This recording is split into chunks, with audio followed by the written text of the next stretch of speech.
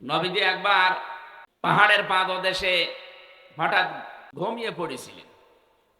বিশ্বনবী লক্ষ্য করে দেখলেন একজন কাফের তরবারি নিয়ে এসে নবীজির মাথার উপরে ডাক দিয়ে বলে, মোহাম্মদ, আমার হাত থেকে তোমাকে কে বাঁচাবে? নবীজি তার স্বভাব সুলভ কণ্ঠে জবাব দিয়ে দিলেন, আমার আল্লাহ আমাকে বাঁচাবে। আমাদের মুখ দিয়ে কিন্তু এই কথা সহসায় অত বিপদে আসার কথা না। কি ওরকম বিপদে যদি আমরা পড়ে যেতাম, আমাদের মুখ দিয়ে হয়তো বের হয়ে যেত যে কে বাঁচাবে, মানে আপনি আমার বাপ, আপনি আছেন না। নবীজি সহজ সরল ভাষায় যেন তার স্বভাব সুলভ কায়দায় জবাব দিয়ে দিলেন, আল্লাহ আমাকে বাঁচাবে। সঙ্গে সঙ্গে ওর হাত থেকে এই যে তরবারি যেটা, এটা কাঁপতে কাঁপতে গেছে পড়ে। নবীজি তুলে নিলেন, ডাক দিয়ে বললেন, আল্লাহর বান্দা, আমার হাত থেকে এখন তোমাকে কে বাঁচাবে? ওই যে আমাদের মতো জবাব ও দিয়ে দিয়েছে যে আপনি। এ পৃথিবীতে যে যেই কাজে অভ্যস্ত বেশি, বিপদে পড়লে ওই নামটা আসে বেশি। আপনি চলতে ফিরতে গিয়ে দেখবেন হঠাৎ যদি হুসুটকে পড়েন, বাবার নাম বের হয়, মায়ের নাম বের হয়। কথা বলে না কেন? যে মানুষগুলো আল্লাহর জিকির নিয়ে ব্যস্ত থাকে, ওর মুখে কিন্তু বাবা মার নাম পাবেন না, দেখবেন আল্লাহর নামই এসে গেছে। তাহলে আমাদের এই সেহব্বাটা অন্তত ভিজিয়ে রাখা দরকার, বাবা মার নাম নিয়ে না, আল্লাহর। সব সময় আমি নিজে সহ আজকে আমলটা জারি করে দেবেন, যেখানেই থাকেন, চলতে ফিরতে উঠতে বসতে শুয়ে আছেন, ঘুম আসতেছে না, নারী হোক আর পুরুষ হোক, বলবেন আস্তাগফিরুল্লাহ, আস্তাগফিরুল্লাহ। তাহলে টেনশন থাকে মানুষের মাথার উপরে, বিভিন্ন টেনশন, এগুলো আমার আল্লাহ নিজের থেকে দূর করে দেয়। তাহলে আজকে থেকে সব সময় আমলটা করা যাবে না, যখন সময় পান মনে আসলেই যেন বের হয় আস্তাগফিরুল্লাহ, আস্তাগফিরুল্লাহ। ইস্তেগফারটা আল্লাহর কাছে এত দামি, এত প্রিয়। মানুষ যখন ইস্তেগফার পড়তে থাকে, রব্বুল আলামিন বলেন আমার আরশ পর্যন্ত তার উপরে খুশি হয়ে যায়। ওর মনের ভেতরে যে টেনশন পেরেশানি আছে, এই ইস্তেগফারের কারণে ওইটা আমি আল্লাহ নিজের থেকে দূর করে দেই। বলেন তো হাদিসটা কি 100 ভাগ সত্য না 98 ভাগ? কিন্তু আমাদের জীবনের প্রতিফলন একেবারেই নেই। আন্দাজে বসে আছি, আর মনে হয় কিছুই পড়ি না। না, এইটা পড়বেন, মনে থাকবে ইনশাল্লাহ। আজকে নারী আর পুরুষে এই আমলটা বাড়ি নিয়ে যাওয়া লাগবে, যেখানেই থাকেন। হ্যাঁ, শুধু প্রস্রাব পায়খানা বাদ দিয়ে, শুধু এই জায়গাটা বাদ দিয়ে যেখানেই থাকবেন, সব সময় মুখ দিয়ে যেন আপনি পাক থাকেন, না পাক থাকেন, অসুবিধা নেই। না পাক পাকে ভাববে না, আপনি পড়তেই থাকবেন সব সময় আস্তাগফিরুল্লাহ, আস্তাগফিরুল্লাহ, আস্তাগফিরুল্লাহ। হঠাৎ নবীজি দেখলেন এই কাফের সহ চারিদিকে মৌমাছি এক ঝাঁক এসে আমাদেরকে ঘিরে ফেলেছে, গুনগুন করে আওয়াজ দিচ্ছে। নবীজি ডাক দিয়ে বললেন, মৌমাছিরা আমাদেরকে ডিস্টার্ব করো কেন?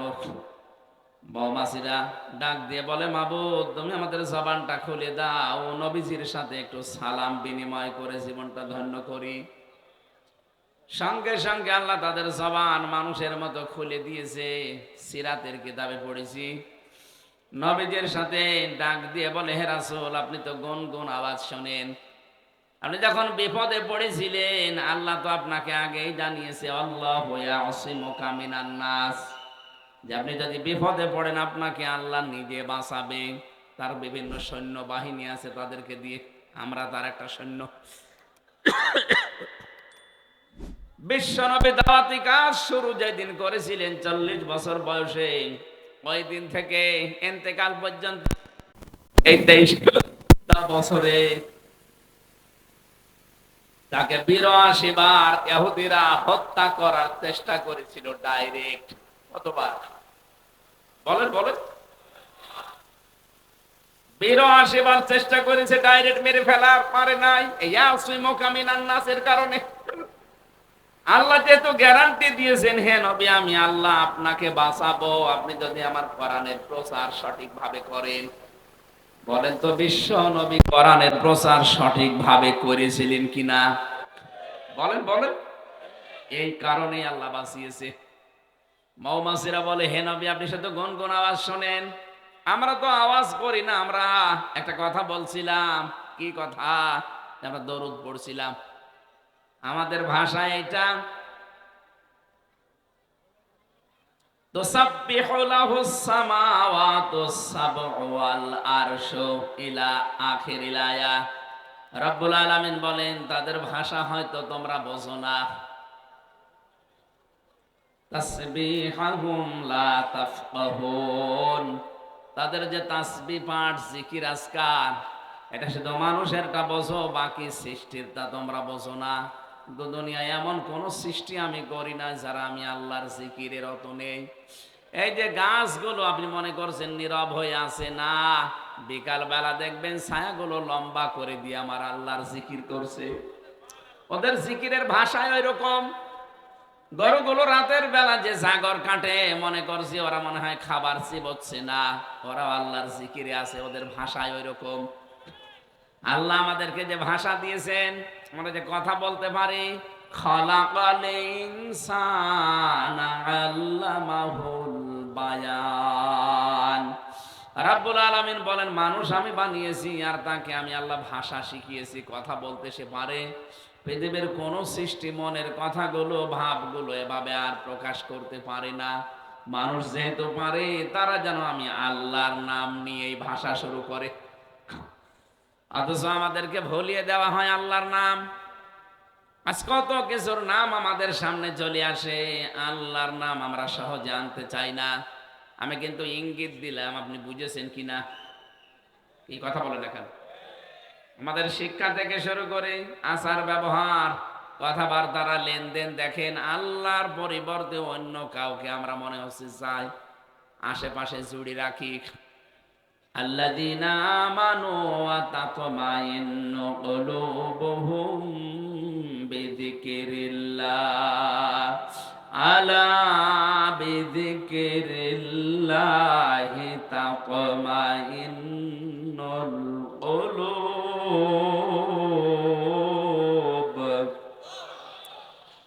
আল্লাহ তাআলা বলেন যারা ঈমান এনেছে এই মানুষগুলোর কাছে আমি আল্লাহর জিকিরে শান্তি আসবে, প্রশান্তি পাবে তারা। মানুষের অন্তর শান্ত করার জন্য একটা নাম আছে পৃথিবীতে, বলেন তো নাম কি? আরো জোরে বলেন। কোন সময় যখন একেবারে কিছুই আপনার হাতে নেই, চিন্তা পেরেশানিতে একেবারে দুনিয়া শেষ হয়ে যাচ্ছে, একটু লম্বা করে সেজদা দিয়ে মনের গভীর থেকে শব্দটা উচ্চারণ করে দেখবেন, অটোমেটিক আল্লাহ যেন অজানা সুখ, অনির্বচন সুখ আপনাকে আল্লাহ দান করবে। কয় মিনিট সেজদা দিয়েছেন জীবনে? হয়তো 1-1.5 মিনিট 2 মিনিটে আপনি উঠে পড়েন, এটা লম্বা সেজদা দিয়ে দেখেন তো আধা ঘন্টা 1 ঘন্টা পরিমাণে আপনি দেখবেন একটা অনির্বচন সুখ পাবেন যদি আপনার অন্তর পরিষ্কার থাকে। নবীজি ডাক দিয়ে বললেন, মৌমাছিরা দরুদ পড়ছিল, এটা তোমাদের ভাষা। কি কি কারণে দরুদ পড়ছিল? এই সময় আমাদের ডিস্টার্ব হচ্ছে, এত আওয়াজ দাও। বারবার বলছিলাম যে আমাদের ডিস্টার্ব হচ্ছে, তুমি আমাদের ভাষা তো তোমরা বোঝো না, কিসের দরুদ বলো দেখি। এই কঠিন মুহূর্তে তোমাদের দরুদের দরকার কি ছিল? মৌমাছিরা জবাব দিচ্ছে, হে রাসূল, তামাম পৃথিবীতে আমরা বিচরণ করি, যেখানে মধু পাই বিভিন্ন ফলে ফুলে মধুগুলো নিয়ে আসি, কিন্তু আমরা জানি যত জায়গায় আমরা মধু পাই না কেন, পৃথিবীর কোন ফুল ফলে এই মধু নেই যে মুখ দিলে মধুটা 100 ভাগ পরিপূর্ণ হয়ে যাবে না। সর্বোচ্চ 10% মধু থাকে বিভিন্ন ফুলে ফলে। এটাকে 100 ভাগ করার জন্যে আমরা নিজের বাসা থেকে অনেক দূর পর্যন্ত চলে যাই। যারা আমরা কাজ করে খাই তাদেরকে শ্রমিক বলা হয়। যিনি ওই চাকের ভেতরে একেবারে মেন দায়িত্বে আছে তার নাম রানী। এরপরে যিনি রানীর কথাবার্তার মতো আমাদের কাছে খবর পৌঁছায় তার নাম পিউপা। এরপরে যিনি দায়িত্বে আছেন গেটে দারোয়ানের, তার নাম গার্ড। এই যত এলাকা থেকে মধু সংগ্রহ করে আমরা যাই চাকে, চাকে যাবার পরেই সর্বপ্রথম আমরা গার্ডের কাছে ওইটা দেখাই। গার্ড ওইটা নেওয়ার পরে পিউপার কাছে দেয়।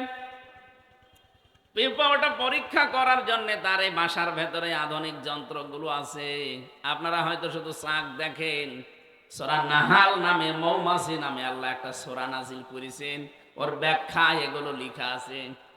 ছোট্ট ছোট্ট ওই ঘরের ভেতরে এত যন্ত্রপাতি আছে, সারা পৃথিবীর যেখান থেকেই মুখে করে মধু নিয়ে যাক, সঙ্গে সঙ্গে মধুটা আগে ওই পিউপার কাছে দেওয়া হয়। গার্ড নিয়ে পিউপার কাছে দিয়ে পরীক্ষা নিরীক্ষা করে যদি দেখে যে যে দিয়ে গেল তার শরীরের কোনো জায়গায় নাপাক লেগে আছে, সঙ্গে সঙ্গে ওকে ধরে পানিশমেন্ট দেবে। রানীর কাছে ডাক দিয়ে বলবে, রানী, আপনার এই শ্রমিক হয়তো কাজ করতে গিয়ে, মধু সংগ্রহ করতে গিয়ে নিয়ে এসেছে মধু, এই যে আমি পরীক্ষা করে মাত্র 10 ভাগ মধু পেয়েছি, কিন্তু আশ্চর্যের বিষয় এর শরীরের কোন জায়গায় একটু নাপাক লেগে আছে। হ্যাঁ, এখানে শিক্ষা আছে। মৌমাছি ডাক দিয়ে বলছে, যেগুলো মানে শ্রমিক যেগুলো কাজ করে খায় তারা, যে আমরা নিয়ে এসেছিলাম হয়তো এখান থেকে 20 কিলোমিটার দূর থেকে, এমন একটা জায়গায় আমরা বসেছিলাম যে জায়গায় নাপাক ছিল, আমরা টের পাইনি। পেফা যদি পরীক্ষা করে দেখে যে এর ভেতরে নাপাক ছিল, সঙ্গে সঙ্গে রানীর কাছে পৌঁছিয়ে দেয়। রানী আদেশ দিয়ে দেয়, ওর আর বেঁচে থাকা আর কোনো অধিকার নেই, ওকে মেরে ফেলো। ওই সময় তাকে চাকের ভেতরে মেরে ফেলা হয়। তাফসিরে মুফাসসিরিনে কেরাম লিখেছেন কেন, জবাব দিয়েছেন তারা নিজেরাই। প্রথম কারণে মধুটা তামাম পৃথিবীতে বান্দা বান্দীদের জন্য আল্লাহ শেফা হিসাবে দিয়েছেন।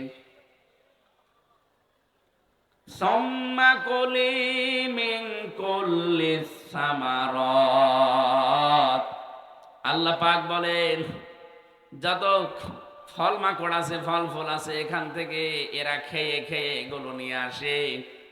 শিফাউল লিন্নাস, মানুষের এগুলো রোগ মুক্তির কারণ হিসাবে আল্লাহ ব্যবহার করেন।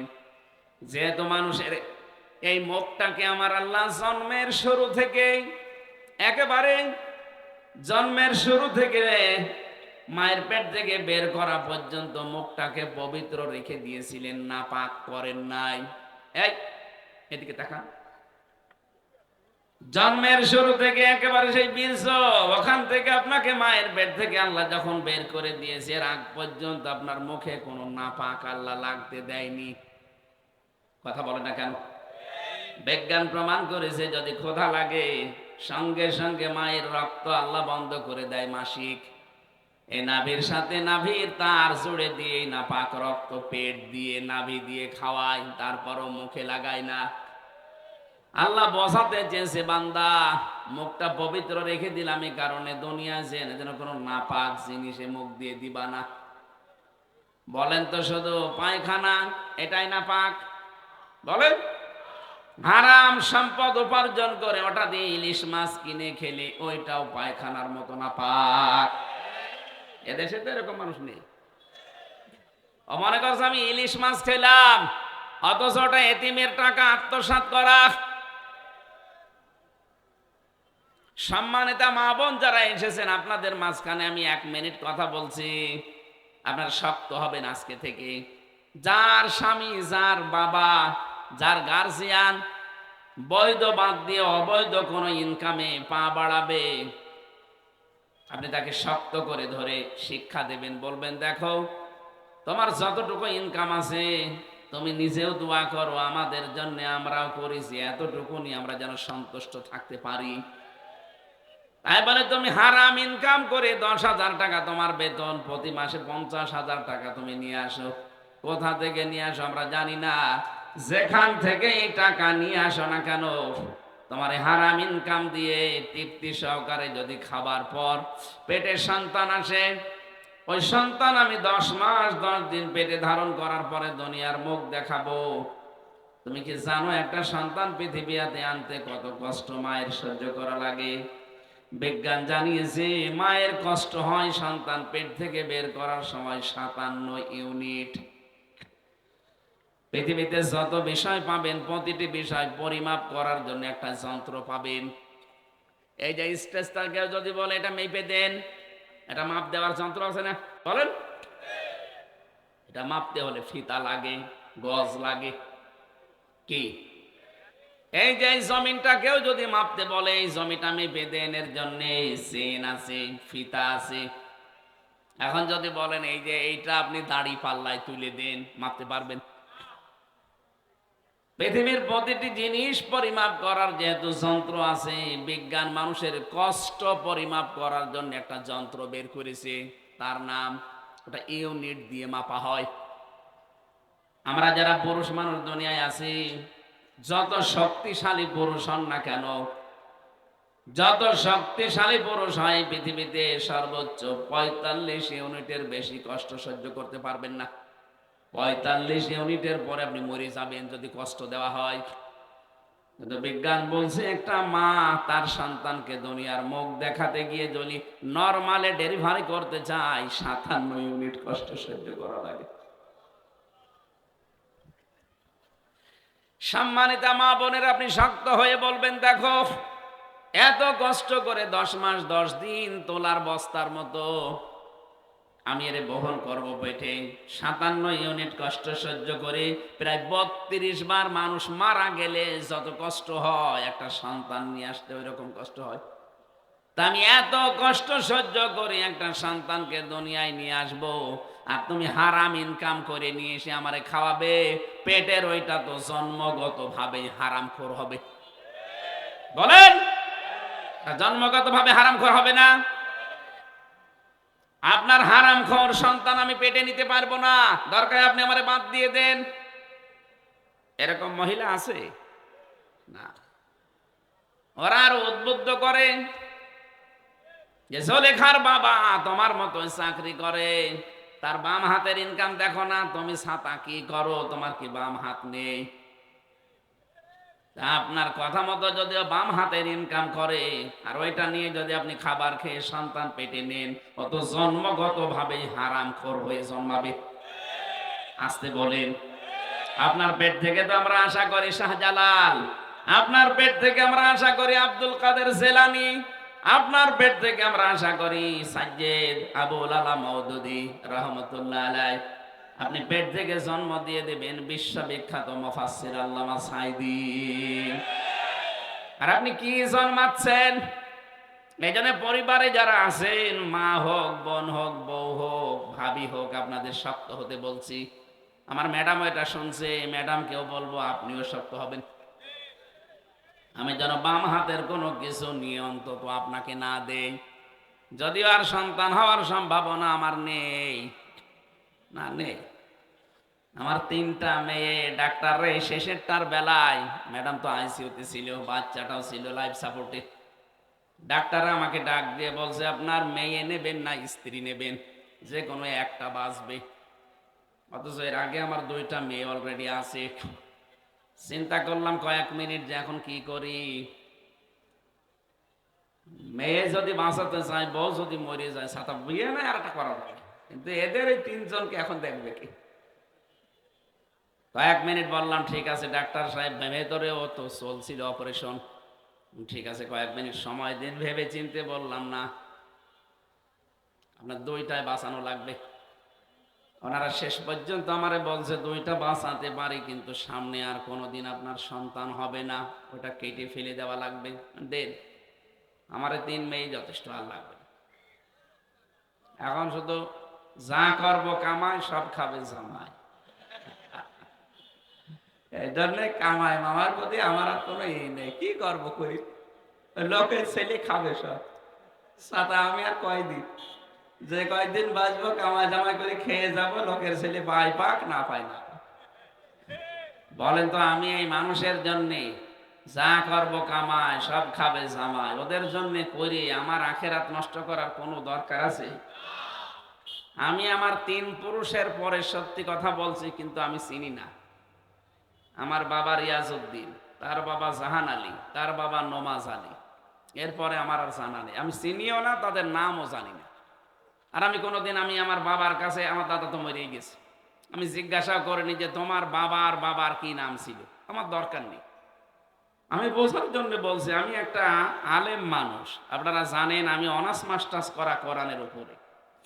তা আমার মতো একজন মানুষ যদি 3 পুরুষের পরে আমি আর না চিনি, এখানে যে লোকটা ভ্যান চালক, ও মনে হয় ওর বাবার নামও জানে না। 3 পুরুষের পরে যে লোকটা মরে গেছে, নমাজ আলীর বাবা, সে মাত্র 61 বছর আগে মরেছে। আমি হিসাব করলাম, আমার বাবাকে জিজ্ঞাসা করে মাত্র 61 বছর আগে সে মারা গেছে। সেই লোকটা এখন যদি এসে কুষ্টিয়াতে বলে যে এই 2 তলা বাড়ি আমার, এই ভিটা আমি বানিয়েছিলাম, ওর দাঁত মুখ সব খুলে ফেলবো না? যে ভণ্ডামি করেন আপনি, কিসের নমাজ আলীর বাপ আপনি? আমি তো নমাজ আলীকেই চিনি না। কথা বলে দেখেন, দেখেন মাত্র 3 পুরুষের পরে যদি উনি এখন ফিরে আসে, ওনাকে জীবনে আমি দেখিনি। আমার বাবা মনে হয় দেখেছি, এখন ওনাকে আমি দেখিনি, উনিও আমাকে দেখিনি। উনি এখন নিজে অসুস্থ, এই ভিটা কিন্তু ওনারই, কুষ্টিয়ার যে ভিটা, এই ভিটা ওনার না? এক কথা বলেন না কেন? এইটার জন্য উনি ডাইন হাত বাম হাত দেখেনি, কত কষ্ট স্বীকার করে বিশাল সাম্রাজ্য বানিয়ে রেখে গেল। অথচ এখন সেই লোকটা মাত্র 61 বছর পরে এসে তার নিজের বাড়িতে আর উঠতে পারবে না। হয়তো এখন যদি থাকতেও দেই, বলবো মসজিদে যে থাকেন, সকালবেলা ফোটেন। এই হচ্ছে দুনিয়াতে। এদের জন্য আমার বিশাল আখেরাত আমি নষ্ট করব, এটা আমার জন্য বললাম। নারী হোক আর পুরুষ হোক, প্রত্যেকের জন্য সম্মানিত মা বোনেরা, আপনি শক্ত হবেন, বলবেন যে না, কোনো হারামখোর আমি পেটে নিয়ে ঘুরতে পারবো না। জন্মগত ভাবে হারামখোর হবে, ওর কাছে আমি সামনে কি আশা করব? সুতরাং যদি এগুলো বন্ধ না করো, আমারে বাদ দিয়ে দাও, আমি অন্য জায়গায় সংসার করব। কথা বলেন না কেন? যশোরবাসী, যেহেতু খুলনা বিভাগে আমারও বাড়ি, সারা বাংলাদেশের 64 জেলার চাইতে এই বিভাগের মানুষগুলোকে এমনি মানুষ হিসাবে স্বাভাবিকভাবে ভালোবাসি বেশি। সেই হিসাবে বড় দরদ নিয়ে বলছি, মা বোনদেরকেও, আপনি আমার হয়তো মা হবেন, বোন হবেন, ভাবি হবেন, ফুফু হবেন, এরকমই কিছু হবেন। বউ তো আর বলা যাচ্ছে না, বউ যা আছে ওই একটাই শেষ। এই হিসাবে বলছি আপনাদেরকে, আমি আপন মনে করি, সত্যি কথা শোনাচ্ছি, কেউ কারো না। যার জন্য যা করে যাচ্ছেন, সত্যি কিন্তু এই আমার মতো 3 পুরুষের পরে আর চিনবে না। সুতরাং আমার বিশাল জীবন পড়ে আছে, জীবনটা যেন আমি নষ্ট করে না ফেলি। কোরআনের সামারাইজ বক্তব্য কিন্তু এইটাই, ওয়ামাল হায়াতুদ দুনিয়া ইল্লা মাতাউল গুরুর। বলেন আল্লাহু আকবার। রব্বুল আলামিন জানিয়েছেন, হে পৃথিবীর মানুষেরা, বারবার এই আয়াতটা আমি কোরআনে পেয়েছি, দুনিয়ার জীবন কিন্তু ধোঁকা। কে বলছে? বলেন বলেন। যে কথাটা তুলেছিলাম এ পর্যন্ত বলার জন্য, একটা মা এত কষ্ট সহ্য করছে যে সন্তানের জন্য, এই সন্তানটা পৃথিবীতে আনতে যদি তার 57 ইউনিট কষ্ট সহ্য করা লাগে, যেটা 32 বার মরণের যন্ত্রণার সমান, সেই মা কোন কারণে এখন আপনার হারাম ইনকাম মেনে নেবে? এই জন্য আমরা যারা পুরুষ মানুষ আছি, আমাদেরও হেফাজত হওয়া লাগবে। এই মুহূর্তে আমাদের সংশোধনের সময়। সম্মানিত ভাইরা, সম্মানিত মা বোনেরা, মৌমাছিটা কিন্তু এই কথাই জানাতে চেয়েছে যে আমরা যদি কোনো নাপাক জিনিস মুখে করে নিয়ে আসি, অবশ্যই আমরা মুখে নাপাক জিনিস নিয়ে আসি না, মুখে নিয়ে আসি আমাদের মধু, আর পায়ের সাথে থাকে আমাদের হয়তো কোনো নাপাক জায়গায় যদি বসে যায়, সঙ্গে সঙ্গে রানীর অর্ডার মতো আমাদেরকে আর বাঁচতে দেয় না। সে জানিয়ে দেয় যে এই মধু আল্লাহর বান্দারা খাবে, শেফার কারণে মুখ দিয়ে। মানুষকে দিয়ে খায়, বলেন বলেন। তাদের শেফার কারণে আল্লাহ মুখ দিয়ে খাওয়ানোর ব্যবস্থা করেছে। এই মধু আমাদের মাধ্যমে এটা উপার্জন হয়, ব্যবস্থা হয়। আর তুই নাপাক জায়গায় বসলি কোন কারণে? তোর আর বেঁচে থাকার কোনো অধিকার নেই, তখন তাকে মেরে ফেলে। তখন মৌমাছিরা নবীজি গান জানিয়েছিল, হে রাসূল, আপনাকে আমি আশ্চর্য একটা কথা শোনাই। আমরা যে গুনগুন করছিলাম, কেন জানেন? এই মনে আছে আপনাদের কেন গুনগুন করছিলাম আপনারা জানেন? কারণ যত জায়গা থেকে আমরা মধু নিয়ে আসি পৃথিবীতে মাত্র 10 ভাগের বেশি মধু আমরা পাই না, কিন্তু 100 ভাগ না হলে ওই পেউপা ওই গার্ডের মাধ্যমে নেবেও না, চাকে রাখতেও দেবে না, সারা জীবন মুখে করে বহন করা লাগবে। নবীজি বললেন, তাহলে করো কি এগুলো? মৌমাছির ওই সময় জবাব দিয়েছে, হে রাসূল, আমরা এই 10 ভাগ মধু দুনিয়ার যেখান থেকে নিয়ে আসি না কেন, আসার পরেই নিজের চাকের সামনে দাঁড়িয়ে এই মধুটা মুখে নিয়ে তো আপনার নামে 10 বার দরুদ পড়ি, 10 বার আপনার নামে সাল্লাল্লাহু আলাইহি ওয়াসাল্লাম, সাল্লাল্লাহু আলাইহি ওয়াসাল্লাম। এটা আমাদের ভাষা, কিন্তু ওদের ভাষা হয়তো আলাদা, যেটা আমরা বুঝি না। এই যে ঘাসের ভাষা বুঝলাম না, গাছের ভাষা কি? তারাও জিকির করছে কিন্তু লম্বা করে ছায়া দিয়ে। গরু জিকির করছে জাগর কেটে। পৃথিবীতে এমন কোন জীব নেই, এমন কোন প্রাণী নেই যার ভেতরে আল্লাহর জিকির নেই। আর যতক্ষণ শুকিয়ে না যায়, যদি শুকিয়ে যায় তখন জিকির বন্ধ করে দেয়। এই জন্য কাঁচা পাতা বিনা কারণে ছিঁড়বেন না। যতক্ষণ কাঁচা আছে ততক্ষণ জিকির করে, কাঁচা পাতা ছিঁড়ে ফেললে জিকির বন্ধ হয়ে যায়। মৌমাছিরা বলছে, ওই সময় আমরা 10 বার দরুদ পড়তে পড়তে 10 ভাগ মধু মহান আল্লাহ 100 ভাগ করে দেয়। তখন আমরা এটা চাকে রাখার অনুমতি পাই। যশোরবাসী এই ঘটনা তাফসীর থেকে কয়েক মিনিটে শোনালাম এই কারণে, যেই নবীর উপর মধু মৌমাছি 10 ভাগ মধু নিয়ে দরুদ পড়লে 100 ভাগ আল্লাহ বানিয়ে দিতে পারে। আমরা যদি এ নবীর আদর্শ একেবারে জন্ম থেকে মরণ পর্যন্ত সব বাদ দিয়ে মেনে নিতে পারি, এই দেশে 100 ভাগ আল্লাহর শান্তি কায়েম হবে ইনশাআল্লাহ। আজকের আমার তেলাওয়াতকৃত আয়াতের সাবজেক্ট হচ্ছে আমাদের নবী ইব্রাহিম আলাইহিস সালাম, যিনি জাতির পিতা। তাকে আল্লাহ জীবনে 50টা পরীক্ষা করেছিলেন। আমি এই জন্য শোনাচ্ছি কারণ আমরা ইব্রাহিমের সন্তান। কথা বলেন না কেন? আমাদের জাতি হিসাবে মুসলিম জাতির পিতাকে আরো জোরে, পিতা যদি 50টা পরীক্ষা দেয়, সন্তানের উপর তো অন্তত 5টা পরীক্ষা আসবে, আসবে না? 50টা পরীক্ষা তিনি দিয়েছিলেন। সূরা বাকারা 124 নম্বর আয়াতে আল্লাহ দলিল দিচ্ছেন, ওয়াইযিবতালা ইব্রাহিমা রাব্বুহু বিকালিমাতিন ফাআতাম্মাহুন্না। স্মরণ করো হে নবী, আপনি ওই সময়ের কথা যখন আমার নবী ইব্রাহিমকে আমি কয়েকটা কালেমার দ্বারা পরীক্ষা করেছিলাম। এখানে কালেমা মানে কয়েকটা বিষয়। যতগুলো বিষয় পরীক্ষা তাকে করেছি, আমার ইব্রাহিম প্রতিটি পরীক্ষায় পাশ করেছে। জোরে বলেন আল্লাহু আকবার। আমরা এমন বাবার সন্তান যে বাবার সন্তানদের জীবনে কোনো ফেল নেই। কথা বলে না কেন? সুতরাং সামনে যত কঠিন পরিস্থিতি আসুক, ইব্রাহিমকে যারা জাতির পিতা মেনে নিয়েছেন, দুনিয়ায় একদিকে চলে যাবে যেন ফেল না হয়। সেই সময় কিন্তু সামনে আসতে পারে। এই কথা বলেন। উনি 50টা পরীক্ষা দিলেন, আমাদের 10টাও যদি না হয় তো কেমন সন্তান আমরা? আল্লাহ পাক বলেন, ক্বালা ইন্নী জাইলুকা লিন-নাসি ইমামা। হযরত ইব্রাহিম যখন প্রতিটি পরীক্ষায় পাশ করেছে, আমি আল্লাহ খুশি হয়ে তাকে জাতির ইমাম বানিয়ে দিলাম। এখানে জাতি মানে শুধু মুসলমান না, লিন-নাসি ইমামা, মানুষ পদবাচ্চে যারা বিবেচিত সবার জন্য আমি আল্লাহ তাকে নেতা বানিয়ে দিলাম। হযরত ইব্রাহিম ওই সময় প্রশ্ন করে, এই রাজনীতির গন্ধ না খুঁজে আপনি কোরআন থেকে মিলান।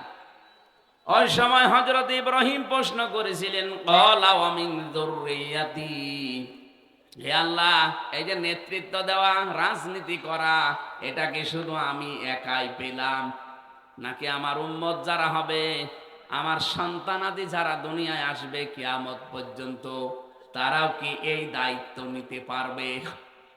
আল্লাহ পারে পরে পরের শব্দে সাফ জবাব দিয়েছেন, ক্বালা লা ইয়ানালু আহদিজ জালিমিন। ইয়ানালু এটা মুজারে, বর্তমান ভবিষ্যৎ, প্রেজেন্ট ফিউচার। আল্লাহ বলেন, ইব্রাহিম সাফ কথা, আমার তোমার সন্তান আদি কিয়ামত পর্যন্ত যারা আসবে দুনিয়ায়, তারাও নেতৃত্ব দিতে পারবে, তারা নেতা হতে পারবে, তারা জনগণের উপরে দায়িত্বশীল হতে পারবে, কিন্তু যারা জালেম তাদের জন্য আমার কোনো অঙ্গীকার নেই। এই আয়াত দিয়ে প্রমাণ হয়, আমি যত তাফসীর পড়েছি সব মুফাসসির বলেছেন জালেমদের জন্য রাজনীতি করা হারাম। অথচ বড় বড় জালেম ছিল রাজনীতিবিদ এই দেশে। বলেন, যে যত বেশি জনগণের উপরে জুলুম করেছে সে তত বড় দায়িত্ব পেয়েছে। আগামীতে এইটা আর হবে না। এই কথা বলেন না কেন? আগামীতে এই সুযোগ আর পাবেন না। আমেরিকার সিস্টেমে নির্বাচন হচ্ছে বাংলাদেশের সামনে, যে যতটুকু সংখ্যা গরিষ্ঠতা পাবে সে সংসদে অতটুকু কথা বলতে পারবে। তখন একা একার মস্তানি করার সব আপনার মিটে যাবে। আমেরিকার কিন্তু সিস্টেম এইটা। আমি বিশ্বের বহু দেশে এই ছোট বয়সে গিয়েছি, সিঙ্গাপুর, মালয়েশিয়া, থাইল্যান্ড, ইন্দোনেশিয়া, এরপরে মালদ্বীপ, বাহরাইন, সৌদি আরব, ভারত, যতগুলো রাষ্ট্র ঘুরলাম, এই দেশের মতো এত নোংরা রাজনীতি আমি পাইনি। কত দিন দিন সেখানে থাকতাম, 1 মাস, 1.5 মাস, 2 মাস করে ঘুরে আসতাম। কই এত নোংরা রাজনীতি তো ওই সমস্ত দেশে আমি পেলাম না। আমাদের দেশটাও মডেল হয়ে দাঁড়াবে। আমেরিকায় যেটা চলছে ওটা আমার মনে হয় সামনে চলে আসতেছে। এখন দেখছেন না, এদেশের সবাই কিন্তু বাইরে, হাসিনা দিল্লিতে। কথা বলছেন না কেন? বাস্তবতা হয়তো আপনারা জানেন না, ভেতরের খবর আমি গোয়েন্দাদের সাথে খবর রাখি, আমি দেখেছি সর্বোচ্চ দায়িত্বে যারা আছে দেশের গোয়েন্দা, ওনারা সেদিন বলছিল যে হামজা ভাই, আমরা শুধু আগস্টের 5 তারিখের পর থেকে দেখতেছি যে কে কে কাজ কেমন কি করে। যেহেতু সামনে আমেরিকার মতো ওই সিস্টেমে যদি নির্বাচন হয়, তাহলে যে যত বেশি সংখ্যাগরিষ্ঠতা পাবে, সিট পাবে, সে সংসদে ওই রকম ভূমিকা রাখতে পারবে। সেই হিসাবে আমরা দেখতেছি এই দেশে মানুষের আচরণ কারটা কেমন। অনেকেই কিন্তু 5 তারিখের পর থেকে বাবা শাহজালাল সব হালাল বলে লেগে পড়েছে। সেদিন শুনলাম নারায়ণগঞ্জের বন্দরে রাত 12:30টার পরে উনি চাঁদা চাইতে গেছে, পরের দিন পুলিশে ধরেছে। বলছে আমি 12:30টার পরে রাত্রে গেলাম, আপনারা টের পেলেন কি করি? আরে বেটা, এই যে গত পরশুদিন জামালপুরে গরু চুরি করে ভড়ি ভোজ করিস, সে যারাই করুক করেছে তো। ওনারা বলছে আমরা রাতের বেলায় কাজ করলাম, তখন রাত 12:30 1টা বাজে, কেউ তো জেগে নেই, আপনারা টের পেলেন কি করে? আমি একটা গোপন কথা ফাঁস করে দিচ্ছি, যেহেতু আমি ছিলাম নিচে, আমি দেখেছি রিমান্ডে আমি 10 দিন মাটির নিচে ছিলাম। আমি ফাঁসির কন্ডেম সেলের ভেতরে 3 বছর একাধারে যোগাযোগ বিচ্ছিন্ন ছিলাম, আমি অনেক কিছু জানি। আপনাদের সতর্ক করছি। আপনি মনে করছেন যে রাত 12:30 1টায় গেলাম, কেউ তো জানার কথা না। কে বলেছে আপনি জানেন? ওদের কাছে কি মেশিন আছে আপনি জানেন? আপনি পায়খানায় বসে বসে কি করছেন তা ওরা দেখতে পায়। হ্যাঁ, এত উন্নত মেশিন এই বাংলাদেশে 56,000 বর্গ মাইল ওদের হাতের তালুর ভেতরে। এই যে আমার সামনে একটা মনে করেন প্লেট আছে, খাবারের কোন জায়গায় কি রাখা আছে এটা আমি জানবো না। কথা বলেন না। থালের কোন জায়গায় খাবারের গোশত আছে, কোনায় শাক আছে, কোথায় কি দেওয়া আছে, ভাজি দেওয়া আছে, কোথায় ছানা দেওয়া আছে, সবগুলো আমার সামনে দেখা যাচ্ছে না। ওদের কাছে যে মেশিন আমি নিজে দেখে এসেছি, ওরা সব এভাবে দেখতে পাচ্ছে। এই জন্যে ওরা কিন্তু পর্যবেক্ষণে রেখেছে কে কি কাজ করে। অনেকেই কিন্তু নিজের নামে অলরেডি বদনাম নিয়ে ফেলেছেন। কি সারা দেশে আমি যাচ্ছি, 630টা থানা আছে এই দেশে, কম বেশি সব জায়গায় আমার যাওয়া শেষ। আপনারা নিজেদের পায়ে নিজে কোড়াল মেরেন না, আপনারাও মজলুম আমি জানি। আপনারাও মাজলুম দল। আমার সাথে বিএনপির কত মানুষ ছিল আমি দেখেছি, এক একজনের নামে 313টা পর্যন্ত মামলা পেয়েছি। একজন বিএনপির নেতার নাম শুনলাম, তিনি আমার পাশে ছিলেন, তার মামলা 556টা। আমার মাত্র 2টা মামলায় যদি জীবন এলোমেলো হয়ে যায়, যার 556টা মামলা, ও কবে জামিন পাবে, কবে বের হবে, আর কবে হাজিরা দেবে? কি করেছে জালেমরা বলেন তো? অথচ সেই মাজলুম দলটাকে আপনি ডোবানোর জন্য অনেকে চেষ্টা করছেন। আপনি একটা নাফারমান, একটা বেঈমান। শহীদ রাষ্ট্রপতি জিয়াউর রহমান তিল তিল করে দলটা গড়ে তুলেছিল আপনাকে দিয়ে নষ্ট করার জন্য না। এই জন্য যারা এই কাজগুলো করবে, সে যেই হোক, ও যদি জামাত ইসলাম করে, যদি বিএনপি করে, যদি ইসলামী যতগুলো দল আছে, যে কোনো দলের নাম নিয়ে কেউ যদি চাঁদাবাজি করে, যেখানে করবে সব এক জায়গায় হয়ে যাবে। জুতা দিয়ে পিটাবেন দরকার হয়। কোন দল সাপোর্ট করে না যে চাঁদাবাজি করুক, এই কথা বলে না কেন? এরা নিজেদের সাথে করে দলীয় কায়দায় নাম দিয়ে দেয় যে বিএনপির অমক, জামাতের অমক। কে বলেছে আপনাকে? তারেক রহমান সরাসরি ঘোষণা দিয়েছে, চাঁদাবাজ, দুর্নীতিবাজ কাউকে ধরতে পারলে সরাসরি পিটিয়ে পুলিশে দিয়ে দেবে। কোন বাবা বাঁচাবে আপনাকে? কত মানুষ তো যায়, যশোরে যান, 4 দেওয়ালের মাঝে পড়ে আছে। একবার যদি আপনাকে ওই জায়গায় দেয় না, কোন বাপ খবর নেবে না। এই যে পাশের জেলা খুলনা, বিশ্বজিৎকে যারা হত্যা করেছিল, ওর একটা ছেলে আমার সাথে ছিল, শাওন। ও মার্ডার মামলার আসামি, এই হিসাবে ওর ফাঁসির রায় ছিল। এখন যাবজ্জীবন দিয়েছে, 30 বছর জেল খাটবে। মাঝে মাঝে আমার ওই কন্ডেম ছেলে এসে বলতো, ভাই ভুল করে ফেলেছি। ছেলেটা আমারে বারবার বলছিল যে কিসের জামাত, কিসের শিবির, আমি তো মুসলমানই না। আপনি যদি বিশ্বাস না করেন আমার জিনিসপত্র দেখেন। তারপরও আমরা মানি না, ওকে কোপের ওপরে কোপ দিয়ে শেষ করে দিয়েছি। কিন্তু এখন কি হলো, আমার মা বাবা এখন আমার আর খবর নেয় না। আমার যাদের কথা মতো এই কাজ করেছিলাম আবেগে, তারাও এখন আর খোঁজ নেয় না। এখন আমার এই যে 30 বছর জেল খাটা লাগবে, কিছুই করার নেই। জেলখানায় যারা থাকে, যেহেতু যশোরের জেলখানা আরো কঠিন, বাংলাদেশে 3টা জেল সবচাইতে বড় মারাত্মক জেল, রাজশাহী, যশোর আর ওই যে কাশেমপুরের হাই সিকিউরিটি জেল। এখানে বড় বড় আসামিদেরকে রাখা হয়, যারা 25 বছর, 30 বছর, 40 বছর, 50 বছর পড়ে আছে, যাদের 100, 150, 200 বছর জেল। আমি মকিন গাজীরকে পেয়েছিলাম, বললাম ভাই কয় বছর আপনার জেল? বলছে 167 বছর। 167 বছর জেল। ও একবার মরে কব্বরে যাবে, আর একবার জিন্দা হবে, আবারও জেল খাটবে, তাও শেষ হবে না। কথা বলেন না কেন? একজনের জেল শুনেছিলাম 250 বছর, ওই যে যেটা মরে গেল, শাহজাহান জল্লাদ। ওর প্রথম দিন যে আমি পেয়েছিলাম ঢাকার এই কেন্দ্রীয় কারাগারে, এত বড় বড় মোষ, জল্লাদ তো জল্লাদের মতোই। প্রথমে এসে আমার সালাম দিয়ে বলছো, হুজুর এর ভেতরে তো অনেক টিভি আছে, এখানে ওই যে মেমোরি কার্ডে ওয়াজ ভরে নিয়ে এসে আমাদেরকে শোনানো হয়। তা আপনারা আমি চিনি, আপনি নাম আমির হামজা না? আপনার নাম কি? বলছে শাহজাহান জল্লাদ ভুইয়া। ও চেহারা দেখে আমি অজ্ঞান হয়ে যাওয়ার মতো। ওরে বাবা, এই লোকটাই তো ফাঁসি দেয়। আমার সামনে কতগুলো মানুষ, প্রায় 12-13 জনকে ফাঁসি দেয়া দেখলাম আমার এই চোখের সামনে। একটা জীবিত মানুষ নিয়ে 1 মিনিট পরে সে লাশ হয়ে যাবে। একটা করে ফাঁসি দিলে নাকি 4 মাস করে জেল মাফ হয়। এই জন্য ও এই কাজ নিয়েছিল। ওর ওই রকম জেল ছিল, সে রাষ্ট্রপতির ক্ষমায় মনে হয় মাপ পেয়ে বের হয়েছিল। বেরিয়ে তো টিকতে পারলো না, কিছুদিন পরে মরে গেল। ভেতরে তো অনেক খাবার পেত। সম্মানিত ভাইরা, আমরা আমাদের পিতা, জাতির পিতার 50টা পরীক্ষার কথা বললাম না? এই যশোরে আর মাহফিল আছে? আর যশোর কোথায় আছে তা তো জানি না। এখানে সূরা বাকারার 124 থেকে 131 নাম্বার আয়াত পর্যন্ত বাড়ি যে এখন লিখে নেবেন, মোবাইলে তুলে নেবেন, প্রত্যেকে পড়বেন যারা লেখাপড়া জানেন। এখানে 50টা পরীক্ষা। আমাদের বাবাকে যদি আল্লাহ করে সন্তান হিসাবে, অন্তত 5টা পরীক্ষা হবে না? ওনার পরীক্ষা ছিল জীবনে 50টা, ঈমান সম্পর্কে 10টা, আমল সম্পর্কে মানে কাজ সম্পর্কে 30টা। এই কাজের ভেতরে আবার 3 ভাগ।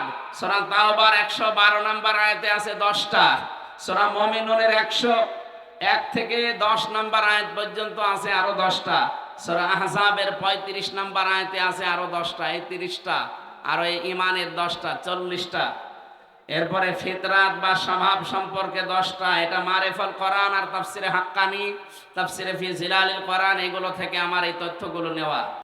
কোরআনে কারিমের প্রতি মহব্বত, ভালোবাসা বৃদ্ধি যত পাচ্ছে, আমাদের এদেশে ইসলামের সমাজ প্রতিষ্ঠা সম্ভাবনা তত বাড়ছে। এই কারণে জালেম এবং মুনাফিকরা এরা উঠে পড়ে লেগেছে। ইয়া আইয়ুহান নাবিয়্যু জাহিদিল কুফফারা ওয়াল মুনাফিকিনা ওয়াগলুজ আলাইহিম ওয়া মাওয়াহুম জাহান্নাম ওয়া বিসাল মিহাদ। আল্লাহ তাআলা বলেন, হে রাসূল, হে নবী, আপনি যথাযথভাবে সংগ্রাম করেন, লড়াই চালিয়ে যান মুনাফিক এবং কাফেরদের বিরুদ্ধে। কাফের এই দেশে ছিল, আমরা অনেকে টের পেয়েছি, জানিও। তো মুনাফিক যে ছিল আমরা অনেকে ধরতে পারতাম না। মুনাফিকের সম্পর্ক তো অন্তরের সাথে, এটা তো আর প্রকাশ পায় না। তো অনেকে এখন মুনাফিকের যে আচরণগুলো সেগুলো প্রকাশ করে দিচ্ছে। নবীজি জানিয়েছেন, মুনাফিকের জার পাওয়া যাবে ওই লোকটার ভেতরে যে কথা বললেই মিথ্যা কথা বলে, কারোর সাথে ওয়াদা করলে ভঙ্গ করে, আমানত কিছু রাখলে খিয়ানত করে, আর কারো সাথে যদি একটু ঝগড়া হয় আগেই গালি দেয়। এই এলাকায় তো এই স্বভাব নেই। মুরব্বী মানুষ দেখি মাঝে মাঝে, আমাদের চাইতেও বড় সন্তান আছে তাদের। এ সমস্ত ছেলেদের সামনে, মেয়েদের সামনে এই মুরব্বী মানুষটা তার স্ত্রীকে একেবারে মুখ ছেড়ে দিয়ে গালি দিচ্ছে। এখন তার ছেলে আর মেয়ে, যে প্রাপ্তবয়স্ক যারা দাঁড়িয়ে আছে, ওরা যদি আপনাকে ধরে এখন পিটায়, আপনার লজ্জা করে না এত বড় ছেলে মেয়ের সামনে তার মাকে গালি দিতে? আপনি মানুষ, স্ত্রীকে ছেলে মেয়ের সামনে গালি দেন কারা? হাত তোলেন তো। আমার মনে হয় এটা এখানে বলা ঠিক হইল না। এই এলাকায় এরকম মানুষ নেই, আলহামদুলিল্লাহ। মা বোনেরা পর্দার আড়ালে বসে আছে, তারা কিন্তু জানে আপনি গালি দেন কিনা। যদি দিয়ে থাকেন, মনে করবেন যে আপনার ভেতরে মুনাফিকের জার্ম আছে। এই জার্ম দূর করার জন্য এখনই সময়। কারণ মুনাফিক হয়ে যদি কেউ মারা যায়, ও জাহান্নামে যাবে, একেবারে নিচে যাবে। অন্তত অন্য কিছু হয়ে মারা গেলেও তো জাহান্নামে উপরে থাকতে পারতাম। এই জন্য আশা করছি আমাদের যার ভেতরে রোগ আছে, আল্লাহ যেন আমাদেরকে এক্ষুনি বাঁচার তৌফিক দেন। বলেন আমিন। অনেক মানুষ আমরা দেখতে পাচ্ছি এ দেশে কাফের, মুনাফিক যা নাম বলা হয়, দিন দিন কোরআনের প্রতি আকর্ষণ বাড়ছে, আর এদের শত্রুতাও বিভিন্ন কায়দায় রূপ নিচ্ছে। আল্লাহ পাক জানিয়েছেন, ইযা জাআ নাসরুল্লাহি ওয়াল ফাত ওয়া রাআইতান নাসা ইয়াদখুলুনা ফি দীনিল্লাহি আফওয়াজা। যখন আসবে আল্লাহর সাহায্য, তখন আপনি বিজয় দেখতে পাবেন। এই 54 বছর চলছে এই দেশটা স্বাধীন হওয়া, আল্লাহর সাহায্য আমরা পাইনি, এজন্য বিজয়ও দেখতে পাইনি। জুলুমের মাত্রা যখন একেবারে পরিপূর্ণ হয়ে গেছে, আল্লাহ তখন মনে হয় সাহায্য পাঠিয়েছে, আর আমরা বিজয়ও হালকা পাতলা দেখতে পেয়েছি।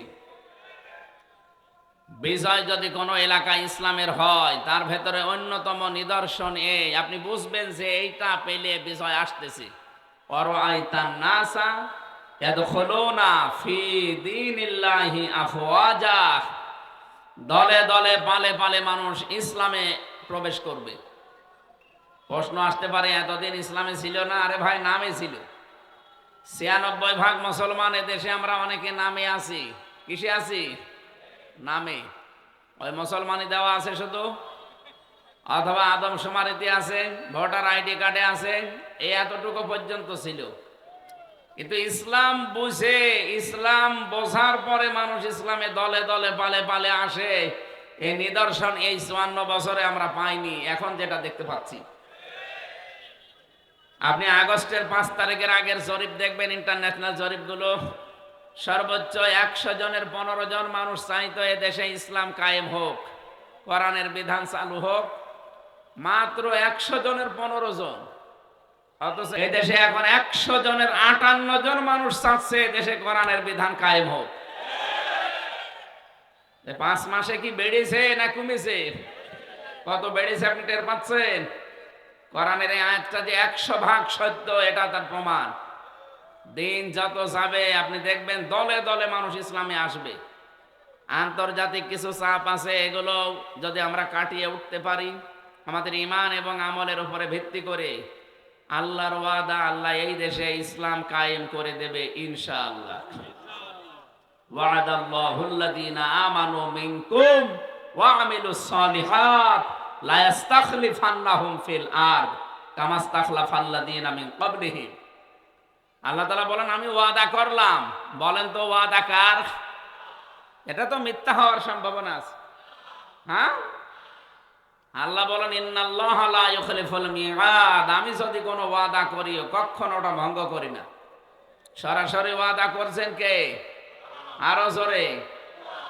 আল্লাহ বলেন আমি আল্লাহ নিজে, ওয়াদাল্লাহ, আমি নিজে ওয়াদা করছি।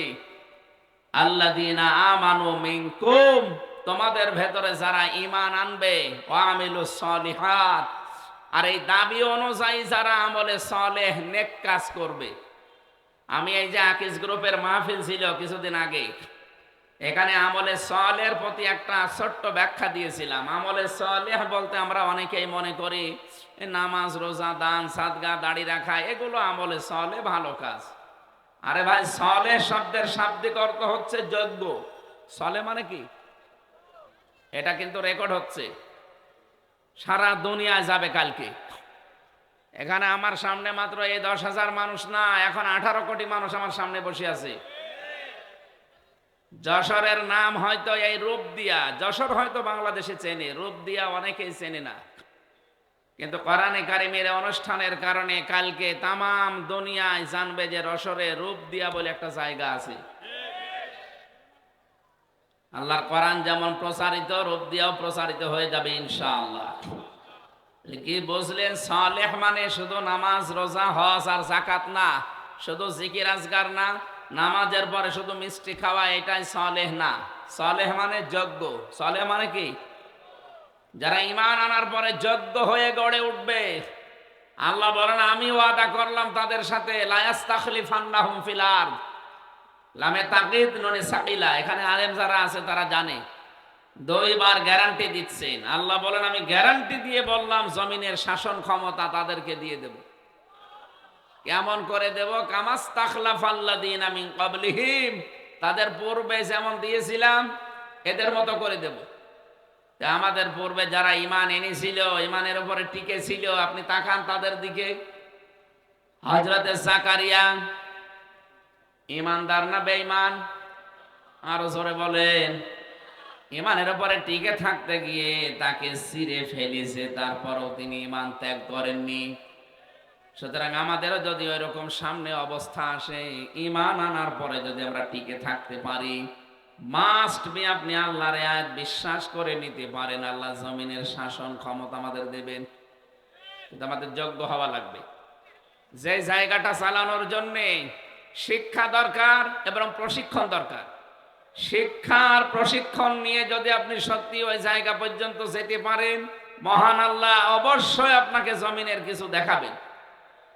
৫৫ বছরে আমরা হয়তো শিক্ষা বিভিন্ন জায়গায় বিভিন্ন রকম পেয়েছি, কিন্তু প্রশিক্ষণ নিয়ে যোগ্যতা সম্পন্ন আমরা অনেকে হতে পারিনি। এই জন্য আল্লাহ জমিনের শাসন ক্ষমতা আমাদের দেয়। কথা বোঝা যাচ্ছে? আল্লাহর ওয়াদা সত্য হবে ওই সময় যখন আমাদের ঈমানের দাবি অনুযায়ী আমরা যোগ্য হব।